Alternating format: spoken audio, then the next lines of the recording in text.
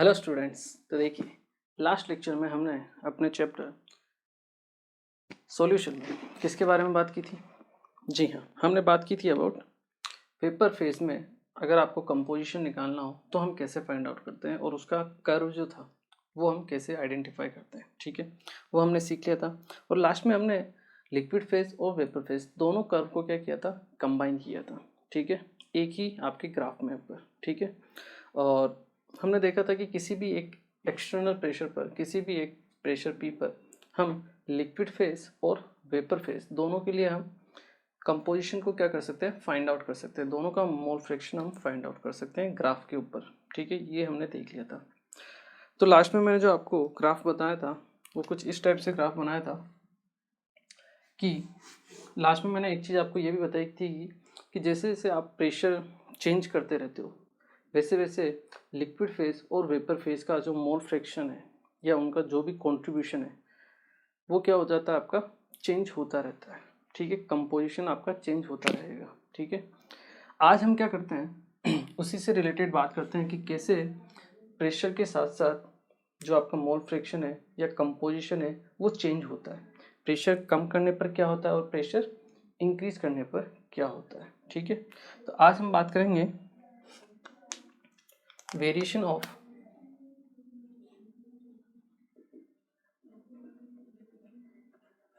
composition, variation of composition of liquid and vapor phase with external pressure।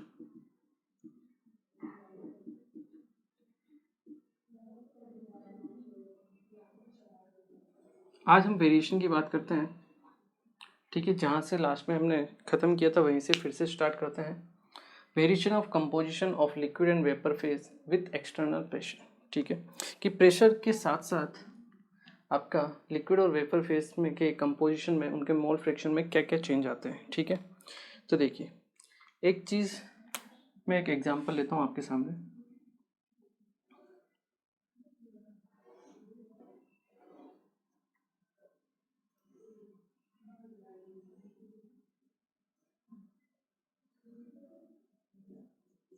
ये एक piston लगा हुआ है। ठीक है, एक कंटेनर हमने लिया, उसमें एक पिस्टन लगा दिया और इसमें हमने क्या फिल किया, आपका लिक्विड फिल किया हुआ है। ठीक है, चलिए बिल्कुल टच किए हुए है ये पिस्टन आपका लिक्विड की सरफेस को। ठीक है, और ये लिक्विड है नेचर में कैसा, वोलेटाइल। क्लियर है, वोलेटाइल लिक्विड है आपका। अब देखिए वोलेटाइल लिक्विड है तो इसकी डेफिनेटली कुछ ना कुछ वेपर्स तो फॉर्म होगी, बिल्कुल फॉर्म होगी। लेकिन हमने इस पिस्टन को जस्ट इसकी सरफेस के ऊपर टच किए हुए, मतलब यहाँ जो आपके मॉलिक्यूल्स रहेंगे उनको वेपर फॉर्म करने के लिए, क्योंकि वेपर बनेगी तो ऊपर उठेगी, कोई जगह ही नहीं है कि वो आपकी किस में कन्वर्ट हो सके, वेपर में कन्वर्ट हो सके। इसलिए आपका यहाँ पर क्या रहेगा, लिक्विड रहेगा। ठीक है, पहली चीज़ तो ये है। अब हम क्या किया, हमने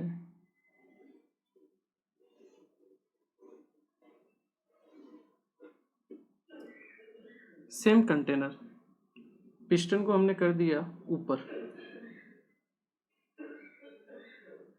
ठीक है, मतलब हम क्या कर रहे हैं, पिस्टन को ऊपर किया, मतलब जो प्रेशर था वो हमने क्या किया, डिक्रीज किया। पहले यहाँ प्रेशर था, एक्सटर्नल प्रेशर, अब हमने इसको पिस्टन को ऊपर किया तो प्रेशर डेफिनेटली क्या हुआ है, कम हुआ है। लिक्विड का लेवल ये है तो लिक्विड का लेवल तो अभी भी यही रहेगा, क्योंकि प्रेशर हटाने से लिक्विड तो ऊपर जाएगा नहीं। गैस होती तो हाँ पूरे सरफेस पे फैल जाती, जितना एरिया उसको मिलता, लेकिन लिक्विड तो यहीं रहेगा।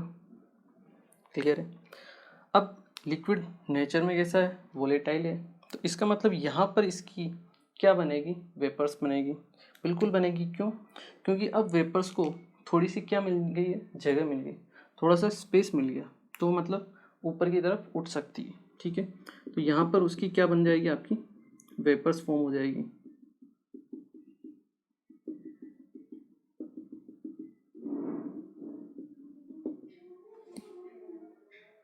क्लियर है?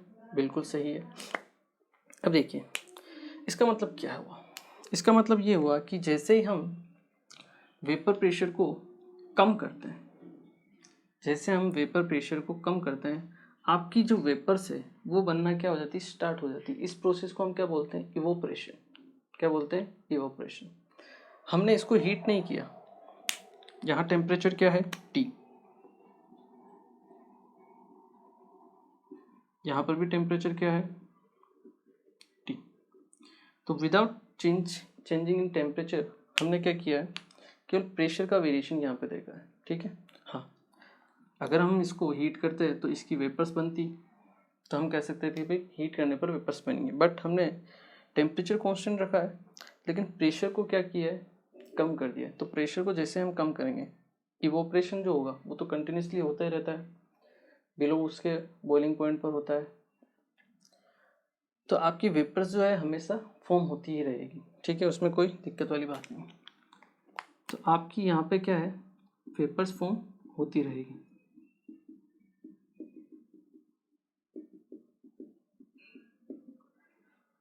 तो कहने का मतलब ये है कि आप प्रेशर को कम करके या बढ़ा करके किसी भी लिक्विड को, यहाँ हमने क्या किया, कम किया है, प्रेशर को कम करके आप क्या कर सकते हो, लिक्विड को किस में कन्वर्ट कर सकते हो, वेपर्स में कन्वर्ट कर सकते हो। ये चीज़ है जो इम्पोर्टेंट है, ध्यान रखनी है। ठीक है, अदरवाइज कुछ स्टूडेंट सोचते हैं कि लिक्विड को वेपर में हम प्रेशर से कैसे कन्वर्ट कर सकते हैं।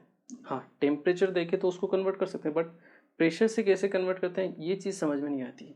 तो उस चीज़ को हम इससे अच्छे तरीके से समझ सकते हैं कि जितना ज़्यादा आप प्रेशर कम करते जाओगे उतना ज़्यादा आपका जो लिक्विड है वो किस में कन्वर्ट होता जाएगा, वेपर्स में कन्वर्ट होता जाएगा।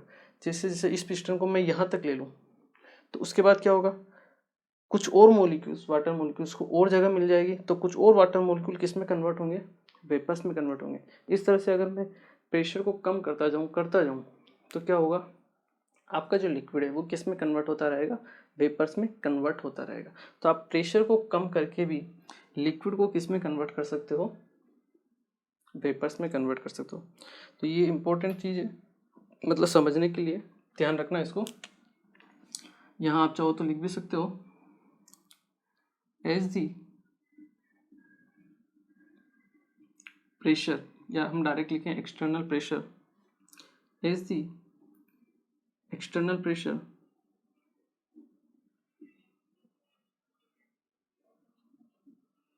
over the surface of liquid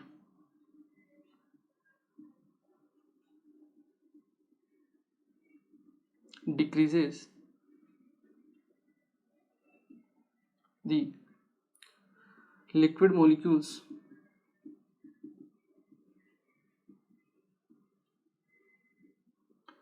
have some space and they convert into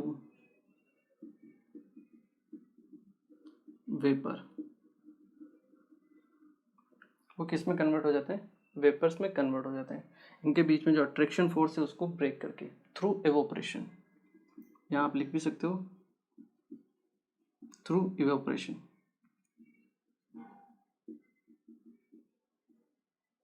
ठीक है, and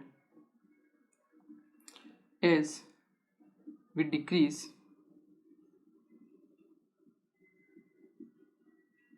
more and more pressure,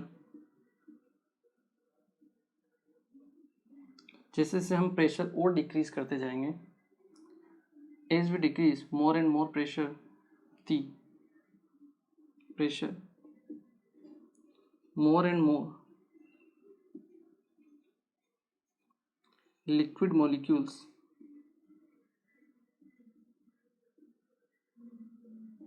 will convert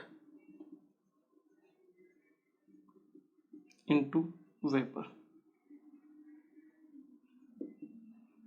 clear है? तो आई होप ये क्लियर हुआ होगा कि आप, जरूरी नहीं कि टेम्परेचर, आप प्रेशर को चेंज करके भी, प्रेशर की हेल्प से भी किसी भी लिक्विड को वेपर फेज में कन्वर्ट कर सकते हो। क्लियर है? चलिए इसको एक बार आप क्या कीजिए, नोट कीजिए। फिर हम वेरिएशन देखते हैं कि अगर हम प्रेशर को कम करें या प्रेशर को ज़्यादा करें तो उस कंडीशन में क्या होता है। चलिए अब हम एक्चुअल जो हमारा काम की चीज़ है उसके बारे में बात करते हैं। ठीक है, ये तो केवल आपको समझाने के लिए था कि हाँ प्रेशर से भी लिक्विड को किस में कन्वर्ट किया जा सकता है, वेपर में। ठीक है, चलिए तो अब हम जो हमारा ग्राफ था उसी के हिसाब से बात करते हैं।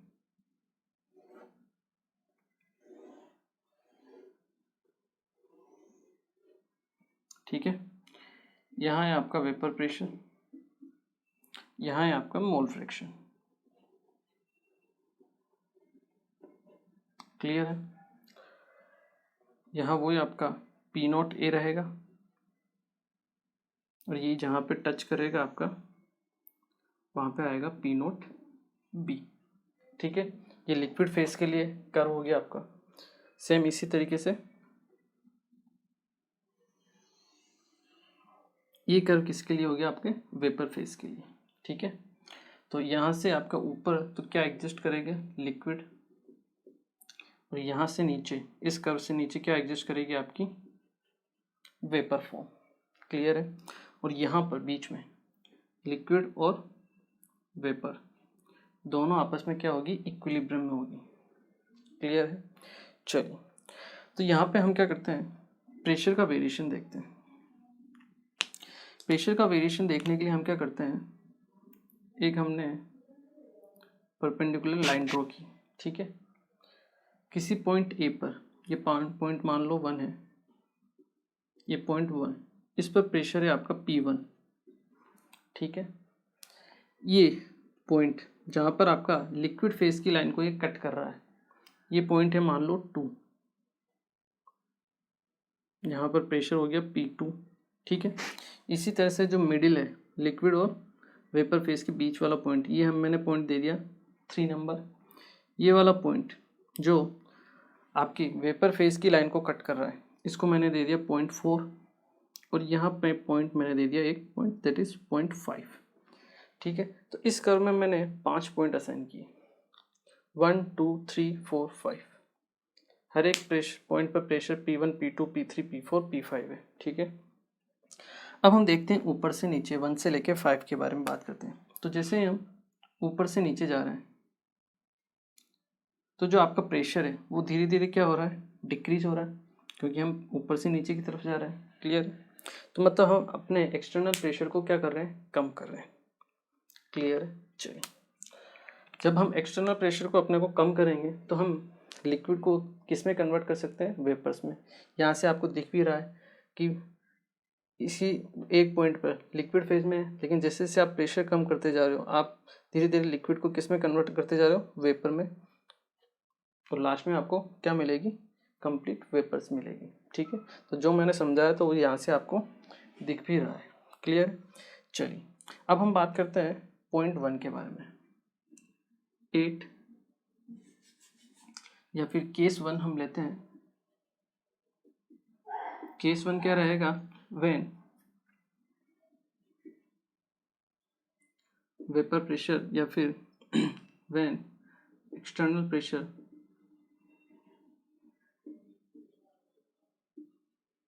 इज डिक्रीज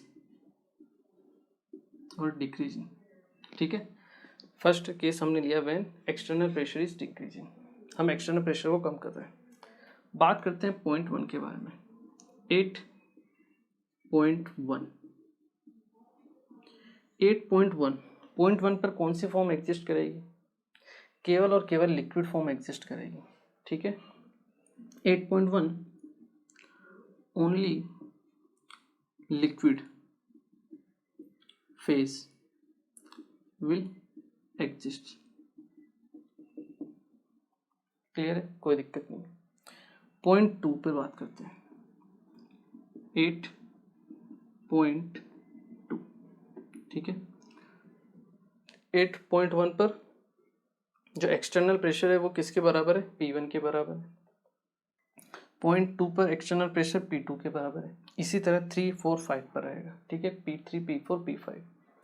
चलिए हम बात करते हैं पॉइंट 2 के लिए। ये आपका पॉइंट 2 पर अगर आप देखोगे तो ये लिक्विड फेज से किस में कन्वर्ट हो रहा है, वेपर में। इसका मतलब क्या है कि पॉइंट 2 पर फर्स्ट ड्रॉप, या हम कहेंगे लिक्विड किस में कन्वर्ट हो रहा है, वेपर में। मतलब वेपर की क्या बन रही है, बबल फॉर्म हो रही है। इसको इस तरीके से बोला जाता है कि पॉइंट 2 पर first bubble of vapour is forming, या first bubble of vapour will form, क्योंकि यहाँ पर लिक्विड किस में कन्वर्ट हो रहा है, वेपर में। और गैस के लिए हम बबल वर्ड काम में लेते हैं, ठीक है। तो यहाँ पॉइंट 2 के लिए हम कह सकते हैं कि फर्स्ट बबल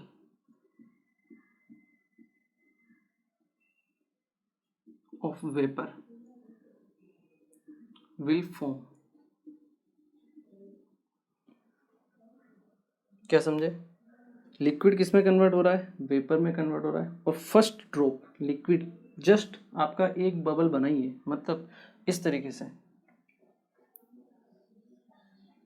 यहाँ पे लिक्विड था आपका, ठीक है।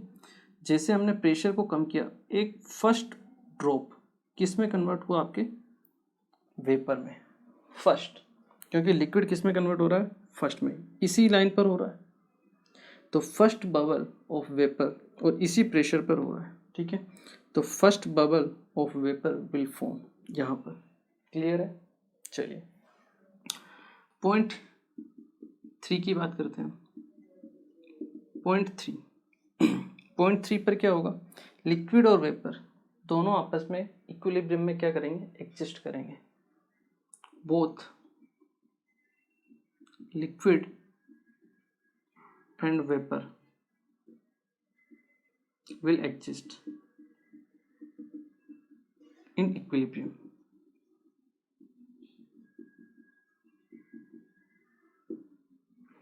क्लियर है। चलिए अब बात करते हैं पॉइंट 4 की। 8.4, ठीक है।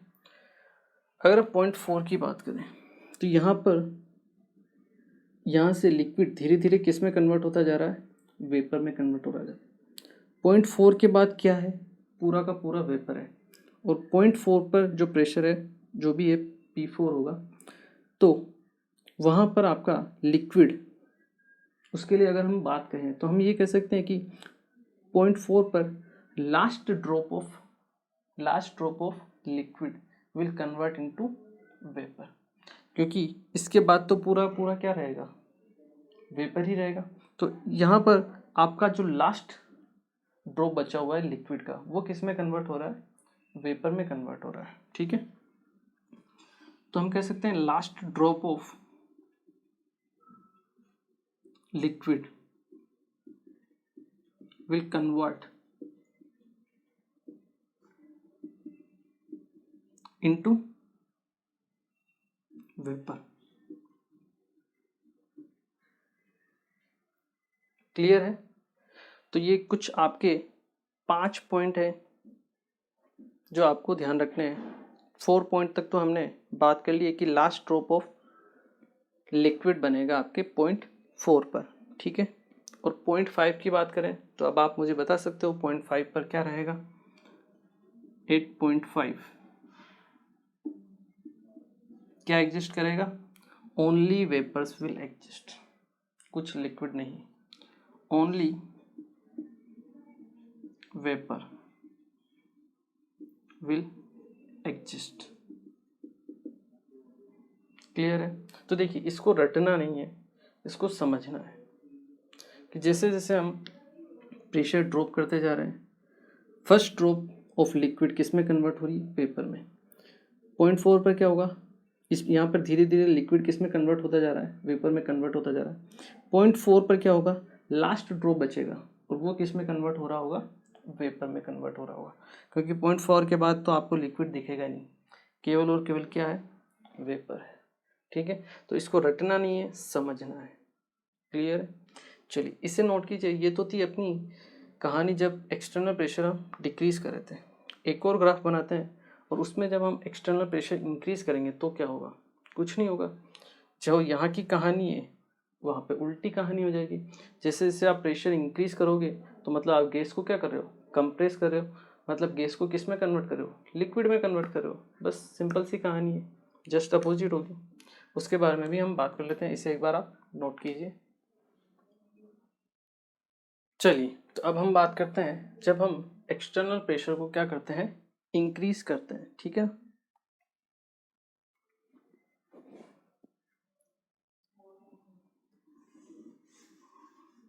लिक्विड की सरफेस पर है ना, आप चाहो तो लिख भी सकते हो, when external pressure is decrease over a liquid solution, over a liquid surface, over a liquid surface. ठीक है ना, ये फर्स्ट के लिए था। अब हम बात करेंगे सेकंड के लिए। ठीक है, इसको एक बार नोट कर लो पहले, लिखना हो तो। अब हम बात करेंगे when external pressure is decrease की जगह क्या हो जाएगा, increase, increases, increasing over a liquid surface. ठीक है, ग्राफ आपका वही रहेगा सेम जो है, पॉइंट्स में इस बार क्या कर देता हूँ, चेंज कर देता हूँ, क्योंकि इस बार हम प्रेशर क्या कर रहे हैं, इंक्रीज कर रहे हैं। क्लियर है, चलिए, तो इस बार मैं लेता हूँ प्रेशर आपका, ये पॉइंट है P1, क्योंकि इंक्रीज कर रहे हैं तो नीचे से ऊपर की तरफ जाएंगे। ये पॉइंट हुआ आपका .2, यहाँ .3, यहाँ .4 और यहाँ पे हमने लिया .5। ठीक है, प्रेशर क्या हो रहा है आपका, इंक्रीज हो रहा है, हम नीचे से ऊपर की तरफ जा रहे हैं। क्लियर है, ग्राफ वो का वही रहेगा, उसमें कोई चेंजेस होने वाला नहीं। ठीक है, चलिए अब हम बात करते हैं .1 के लिए। तो .1 पर क्या एग्जिस्ट करेगा, बिल्कुल करेक्ट है, ओनली वेपर्स। तो .1 के लिए हम लिख सकते हैं only vapour will exist. Clear, vapour form रहेगी आपके पास। अब जैसे हमने प्रेशर को बढ़ाया, .2 पर आए, .2 के और यहाँ पर, यहाँ क्या बनता है, लिक्विड और वेपर दोनों इक्विलिब्रियम में, मतलब .2 के बाद आपका क्या बनना स्टार्ट हो जाएगा, लिक्विड बनना स्टार्ट हो जाएगा। और .2 पर फर्स्ट ड्रॉप ऑफ लिक्विड क्या होगा आपका, फॉर्म हो जाएगा, मतलब वेपर किस में कन्वर्ट होना स्टार्ट हो जाएगा, लिक्विड में, लिक्विड में। ठीक है, तो हम कह सकते हैं first drop of liquid will form, आपका लिक्विड का फर्स्ट ड्रॉप यहाँ पे बनेगा। क्लियर है, चलिए .3 पर फिर से दोनों इक्विलिब्रियम में रहेंगे। 8.3 both liquid and vapour will exist in equilibrium।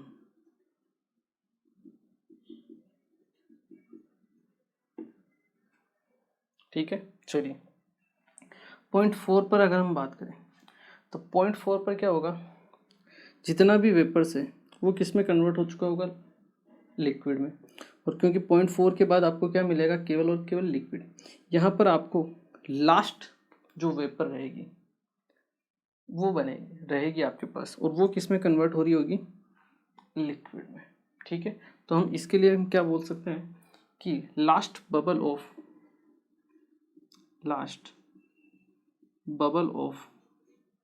Vapour will convert into liquid. जो आपकी लास्ट बबल है वो किस में कन्वर्ट हो रही होगी, लिक्विड में कन्वर्ट हो रही होगी।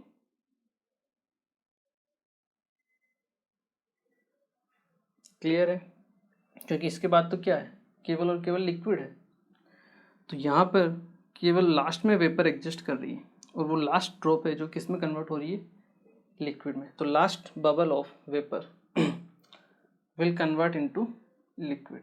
क्लियर है, .5 पर क्या होगा, only liquid will exist, only liquid will exist. तो ये होता है वेरिएशन प्रेशर का, एक्सटर्नल प्रेशर का, कि कैसे हम एक्सटर्नल प्रेशर के जरिए लिक्विड फेज और वेपर फेज में चेंजेस कर सकते हैं, प्रेशर कम करके या प्रेशर बढ़ा के। प्रेशर बढ़ाने से वेपर्स किस में कन्वर्ट होगी, लिक्विड में, और प्रेशर कम करने से लिक्विड किस में कन्वर्ट होगा, वेपर में कन्वर्ट होगा थ्रू इवोपरेशन। यहाँ पे टेम्परेचर हमने क्या लिया है, सेम लिया, हमने कोई बॉइलिंग नहीं की, कोई हीटिंग नहीं की है। क्लियर है? चलिए इसे एक बार क्या कीजिए, आप नोट कीजिए, और आपको ये काम करना है कि ये जो दोनों ग्राफ मैंने लिखा है वो फिर से आपको क्या करना है, बनाने हैं अपने कॉपी में। एक बार तो अभी बनाइए, उसके बाद लेक्चर ख़त्म होने के बाद फिर से एक बार रफ कॉपी में दोबारा खुद से बनाना है, जितने पॉइंट है वो सब खुद लिखने हैं, ठीक, तभी आपके क्या होगा, समझ में आएगा वो, ठीक है ना। चलिए इसे एक बार आप नोट कीजिए। चलिए एक क्वेश्चन मैंने इसके लिए दिया है, इसके ऊपर आपको क्या करना है, इसको हम सॉल्व करते हैं, ठीक है ना। इस पे डिफरेंट डिफरेंट वैरायटी के क्वेश्चन बनते हैं।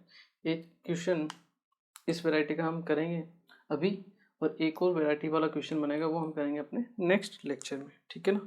तो पहले ये क्वेश्चन हम करते हैं। फर्स्ट क्वेश्चन इजी क्वेश्चन रहेगा ये बस इसमें आपको थोड़ा सा सोचना ज़्यादा पड़ेगा, ठीक है ना। तो देखिए क्वेश्चन क्या कह रहा है, A liquid mixture contains 1 mole A and 1 mole B।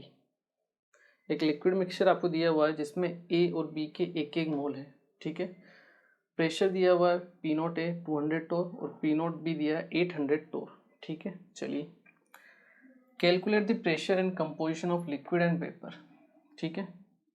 आपको एक तो प्रेशर कैलकुलेट करना है और एक कंपोजिशन मतलब मोल फ्रैक्शन आपको कैलकुलेट करना है ऑफ लिक्विड एंड वेपर, मतलब XA XB लिक्विड के लिए और YA YB वेपर के लिए कैलकुलेट करना है। When 1 mole of the liquid is vaporise, जब आपका 1 मोल लिक्विड किस क्या हो रहा है, वेपराइज हो रहा है, ठीक है ना। तो देखिए इसको अगर हम सोल्व करें तो देखिए कैसे हम कर सकते हैं।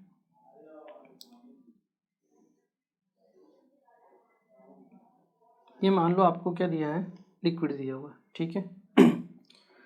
कंटेनर है जिसमें आपका लिक्विड है कितना, 1 मोल A और 1 मोल B,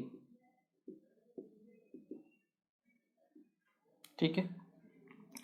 तो आपके पास A है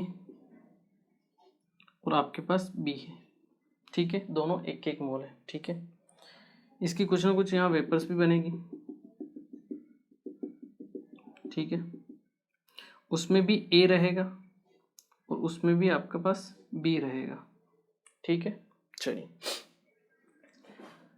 यहाँ पर 1 मोल A है, 1 मोल B, दोनों एक एक मोल है, ठीक है।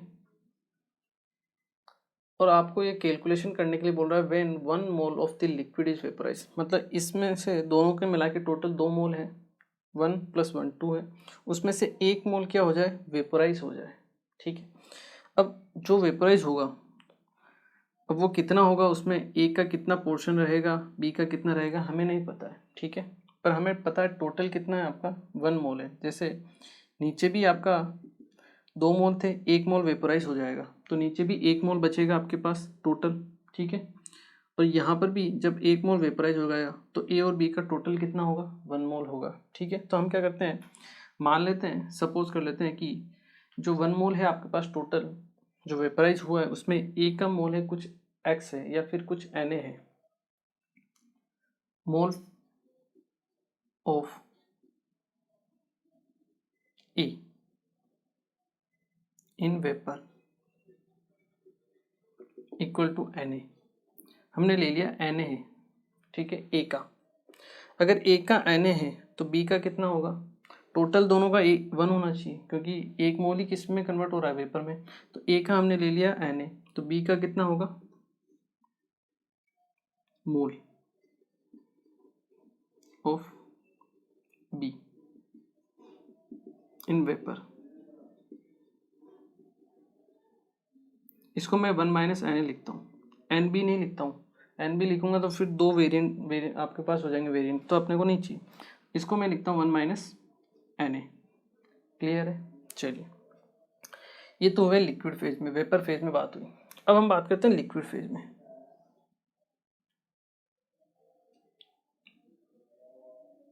किस में बात करते हैं, लिक्विड फेज में। अब देखिए टोटल ए का कितना था, 1 मोल था। 1 मोल में से Na मोल तो किस में कन्वर्ट हो गया, वेपर में। तो लिक्विड के अंदर कितना बचा होगा, 1 माइनस Na, ठीक है ना। तो हम यहाँ से लिख सकते हैं मोल ऑफ ए इन लिक्विड कितना होगा, 1 माइनस Na, क्योंकि Na तो वेपर में है, टोटल 1 है, तो यहाँ कितना होगा लिक्विड फॉर्म में, 1 माइनस Na, ठीक है। सेम इसी तरीके से यहाँ पर अगर हम बात करें mole of be in liquid form, वो कितना बचेगा, क्योंकि यहाँ पर 1 माइनस Na है जो किस में कन्वर्ट हो चुका है, वेपर में। तो यहाँ पर कितना बचेगा, Na, क्योंकि टोटल क्या आएगा, 1 आएगा। अब यहाँ पे दोनों आप टोटल करो, 1 माइनस Na प्लस Na, तो भी टोटल कितना आएगा, 1। और यहाँ टोटल करो Na प्लस 1 माइनस Na, तो भी कितना आएगा, टोटल 1 ही आएगा। मतलब 1 मोल N है नीचे और 1 मोल ही आपके पास कहाँ है, ऊपर। क्लियर है। ये कहानी है जो आपको समझनी है इस क्वेश्चन के लिए, ठीक है। चलिए अब हमें क्या करना है, लिक्विड फेज और वेपर फेज दोनों को आपस में रिलेट करना है। तो सबसे पहले हम निकालते हैं लिक्विड फेज के लिए XA। XA कितना होगा, moles of A divide by total moles. तो मोल्स ऑफ ए कितने हैं, 1 minus Na divide by total moles कितने हैं, 1 है आपके पास, ठीक है। सेम इसी तरह से XB निकालेंगे हम। तो XB के मोल है, B के कितने हैं, Na divide by total mole है 1। क्लियर। सेम इसी तरह से YN और YB निकालेंगे हम। YA मोल्स ऑफ A कितना है, Na डिवाइड बाई 1 हो जाएगा। सेम इसी तरह से YB निकालेंगे हम, कितना होगा, 1 minus Na divide by 1। Clear है, यहाँ तक तो क्लियर हो गया। चलिए अब हम क्या करेंगे, रिलेट करेंगे किसको, लिक्विड और वेपर को आपस में रिलेट करेंगे, ठीक है। तो चलिए हम कैसे रिलेट करते हैं, R इक्वल टू डी लगा के, ठीक है ना। तो देखिए फॉर A, इसके लिए हम लिखते हैं R equal to D. Raoult को किसके इक्वल करते हैं, डाल्टन के इक्वल। तो राउल्ट के हिसाब से A के लिए अगर हम बात करें तो P naught A into mole fraction of A, it will be equal to total pressure P, जो भी रहेगा, जो हमें निकालना है, क्योंकि हमें ये प्रेशर भी निकालना है, ठीक है, into mole fraction that is YA। Clear है। चलिए P नॉट A की वैल्यू हमें पता है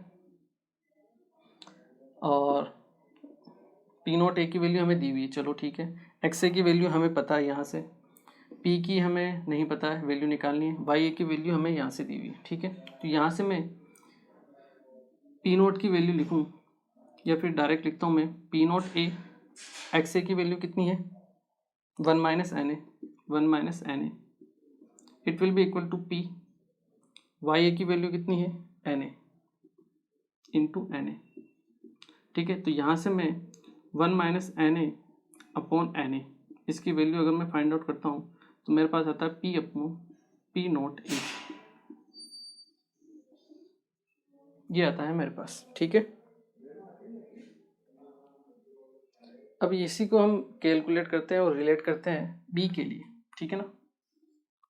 फॉर B सेम हम अप्लाई करते हैं राउल्ट इक्वल टू डाल्टन, ठीक है। B के लिए हम क्या लिख सकते हैं, राउल्ट के हिसाब से P naught B into XP, it will be equal to P into vapour pressure that is YP। Clear है। चलिए यहाँ से वैल्यू हम लिखते हैं P नॉट B, XB की value that is Na equal to P into YB की value कितनी है, 1 माइनस Na। यहाँ से हम फिर से 1 माइनस Na अपॉन Na की वैल्यू फाइंड आउट करते हैं, that is P naught B upon P। Clear है। तो हमारे पास एक इक्वेशन ये हो गई और एक इक्वेशन हो गई ये फर्स्ट, ये सेकंड, दोनों इक्वल हैं। दोनों को हम क्या करते हैं, रिलेट करते हैं। दोनों को रिलेट करके हम क्या लिख सकते हैं, P upon P naught A, it will be equal to P naught B upon P। या फिर हम लिख सकते हैं, यहाँ से मल्टीप्लाई करेंगे तो P स्क्वायर हो जाएगा, P स्क्वायर बराबर P naught A into P naught B। और अगर हम P लिखेंगे तो वो क्या हो जाएगा, root over P naught A into P naught B. तो वैल्यू अगर हम पुट करेंगे तो पी की वैल्यू आ जाएगी आपके पास root over P naught A कितना है 200 इंटू 800, 200 इंटू 800। तो 4 0 है, बाहर आएंगे तो 2 0 और 8 इंटू 2 16, 16 का अंडर रूट कितना होगा 4, तो 400 पी इक्वल टू आपके पास आएगा 400 टोर। ये है आपका answer, that is 400 torr. Clear है? तो हमने कैलकुलेट कर लिया प्रेशर। अब हमें क्या निकालना है? कंपोजिशन, मतलब हमें एक्स ए, एक्स बी, वाई ए, वाई बी दो सब की वैल्यू फाइंड आउट करनी है। क्या करेंगे? कुछ नहीं, यहाँ से पी की वैल्यू उठा के यहाँ पर या फिर यहाँ पर रख दीजिए, कहीं पर भी रख दीजिए, आपको आंसर मिल जाएगा। ठीक है, आप क्या कीजिए, एक बार इसे यहाँ तक नोट कर लीजिए।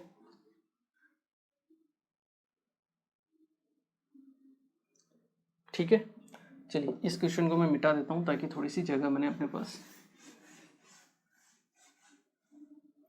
चलिए अब देखिए, मैं वैल्यू रखता हूँ यहाँ पर फर्स्ट में, तो 1 minus N A upon N A, it will be equal to P. P कितना है 400 डिवाइड बाई 200, पी नोट है कितना था 200, तो यहाँ से जाएगा 2 टाइम्स, तो 1 minus N A equal to 2 N A, ये इस तरफ आएगा 3 एन ए हो जाएगा, और यहाँ से आपके पास एन ए की वैल्यू आ जाएगी कितनी 1/3।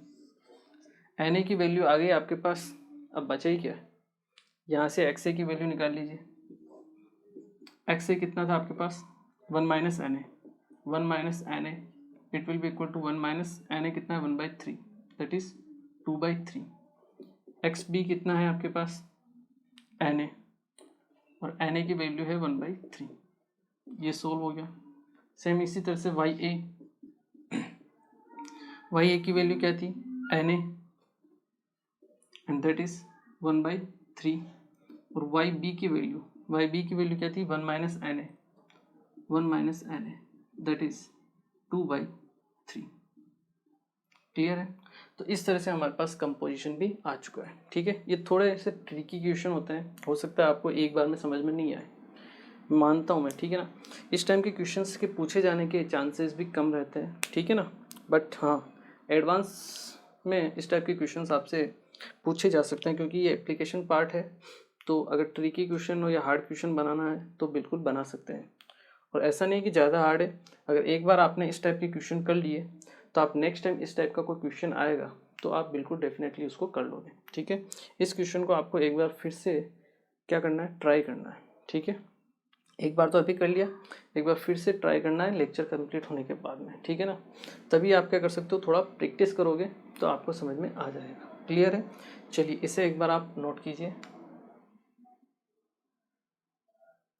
ओके, तो देखिए आज के लेक्चर में हमने बेसिकली वेपर फेज़ और लिक्विड फेज़ के बारे में ही बात की, और कैसे हम दोनों के जो कर्व हैं उनको आपस में मिक्स कर सकते हैं। और हमने वेरिएशन देखा किसका, प्रेशर का, किसके साथ में, आपके जैसे जैसे आप प्रेशर चेंज करते जाते हो आपका मोल फ्रैक्शन या जो कंपोजिशन होता है वो भी चेंज होता रहता है।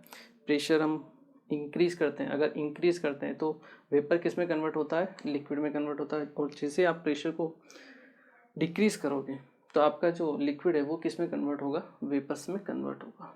ठीक है, तो कुछ छोटे छोटे पॉइंट्स हैं जो आपको क्या करने हैं, ध्यान रखने हैं।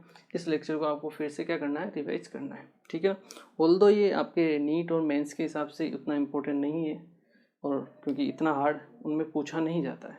ठीक है ना, बट फिर भी एडवांस के लिए थोड़ा सा इम्पोर्टेंट हो जाता है, कभी कभी क्वेश्चन पूछे जा सकते हैं। क्लियर है? तो ईजी भी है अगर आप समझ के करते हो तो। क्लियर है? चलिए, तो आज के लेक्चर को हम यहीं फिनिश करेंगे। इस पे एक और वैरायटी ऑफ क्वेश्चन बनता है, वो हम करेंगे अपने नेक्स्ट लेक्चर में। तब तक जो भी पढ़ा है उसको समझ लेना अच्छे से। क्लियर है? चलिए तो मिलते हैं फिर next lecture. Thank you very much.